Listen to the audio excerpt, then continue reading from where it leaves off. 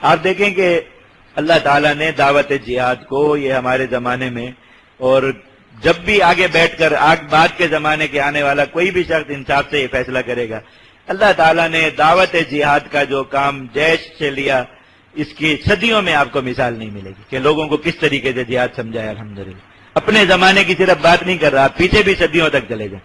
آپ کو کہیں بھی یہ چیز نہیں ملے گی۔ قرآن مجید کی آیات جہاد کو اس طریقے سے امت کے سامنے کھول کے رکھ دینا۔ ہمیں درس نظامی پڑھتے ہوئے 3 بار قرآن مجید کا ترجمہ پڑھ جاتے ہیں، تفسیر پڑھ جاتے ہیں۔ کسی کو پتا تھا کہ قرآن مجید میں جہاد کی اتنی آیات ہے؟ کبھی اس چیز کا احساس بھی قریب سے نہیں گزرتا تھا۔ اتنا بڑا ایک مجموعہ اللہ رب العزت نے جیش کے ذریعے امت کو ہمیشہ ہمیشہ کے لیے دے دی۔ پھر آپ نے جیش سے پہلے کا زمانہ، آپ میں سے جو لوگ پرانے جہاد میں دیکھا ہوگا، مجاہدین اس وقت بھی بیچارے آ کے تقریریں کرتے تھے مسجدوں میں، دعوت دیتے تھے، تو کیا ہوتا تھا؟ بس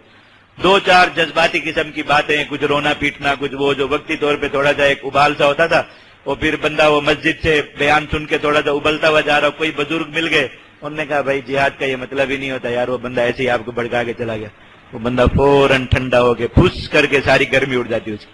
جیسے آپ گرم توے پہ پانی ڈالتے نا، زور سے پھس کی آواز آتی ہے، بالکل ایسے ہی سارا جذبہ جہاد ٹھنڈا کر کے ایک بزرگ گزرتے ہوئے اپنے گھر چلے جاتے، ساری تقریر کا وہ ختم۔ وہ بیچاروں کو پوری دعوت جہاد 2-3 آیات ٹوٹل قرآن مجید کی، اور نبی کریم صلی اللہ علیہ وسلم کی کل کوئی 1 درجن احادیث ہوں گی، بس جو اچھے اچھے علماء کو جو جہاد کی دعوت دینے والے تھے یہی یاد تھی، بس وہی سنائی، تو لوگوں کے پاس لوٹے ڈالنے کے لیے بہت کچھ تھا۔ اللہ تعالیٰ نے یہ قرآن مجید سے جو دعوت جہاد کا اتنا اسلوب دے دیا۔ میں آپ کو ایک واقعہ سناؤں، آپ حیران ہوں گے۔ میں ایک دفعہ پنڈی سے ڈسکا جا رہا تھا جمعہ پڑھانے کے لیے، جی ٹی روڈ سے، راستے میں ایک جگہ پیٹرول پمپ پہ ہم نماز پڑھنے کے لیے رکے، تو جماعت کا مطلب وقت گزر چکا تھا، وہ لوگ پڑھ چکے تو اپنی جماعت کی ہم نے جاتے، تو میں نماز پڑھا رہا تھا، تو مجھے پیچھے سے آواز آ رہی نماز کے اندر، ایک بندہ کسی سے بحث کر رہا تھا، مشکل ترین آیت ہے یہ دورہ تفسیر آیات جہاد کی، جو لوگوں کو بہت مشکل سمجھ میں آتی ہے، کنتم خیر امت اخرجت للناس کی، کہ اس سے جہاد کی فرضیت کس طرح ثابت کی امام سرخسی رحمۃ اللہ، بہت مغلق مسئلہ ہے، اور ذرا بہت تفصیل بیان کرنے سے ہی جو ہے وہ سمجھ میں آتا ہے۔ اتنے بہترین انداز میں کوئی بندہ دوسرے کو وہ سوال کر رہا تھا، اور وہ اس کو جواب میں اس سے کر رہا ہو کہ نہیں اس آیت سے جہاد کی فرضیت ثابت ہو رہی، وہ کر رہا۔ اب مجھے نماز میں ہی، اب ذہن پورا اس طرف نماز میں، تو میں یہ سوچ رہا تھا کہ شاید کوئی طالب علم ہوگا یا کوئی عالم دین ہوگا یا کوئی ایسا شخص ہوگا جو مطلب کوئی اہل علم ہے جو اس کو یہ بات سمجھا رہا ہے۔ میں نے سلام پھیر کے دیکھا، آپ حیران ہو،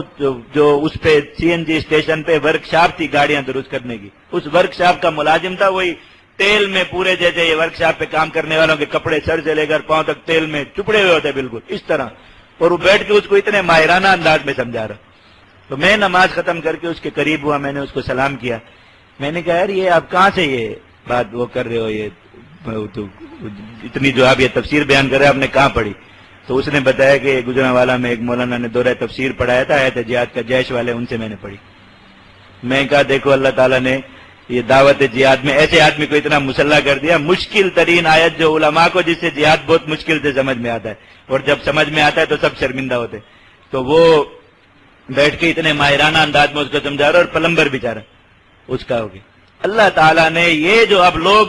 ڈرتے ہیں یہ بات کرتے ہوئے کہ جہاد کا معنی یہ نہیں ہوتا، ادھر ادھر دیکھتے ہیں کہ جیسی رومال نظر آ رہا ہو مجلس میں، ویسے ہی کوئی بندہ پہن کے بیٹھا ہو، کوئی بندہ بھی یہ پوری گارنٹی کے ساتھ کہتا ہوں اس مجلس میں یہ بات نہیں کہے گا کہ جہاد کا معنی قتال نہیں ہوتا، جہاں کوئی ایک بندہ ایسا رومال پہن کے بیٹھا ہوا ہوگا، پورے مجمع میں بھی اگر دور سے نظر آ جائے گا تو یہ بات نہیں کریں گے۔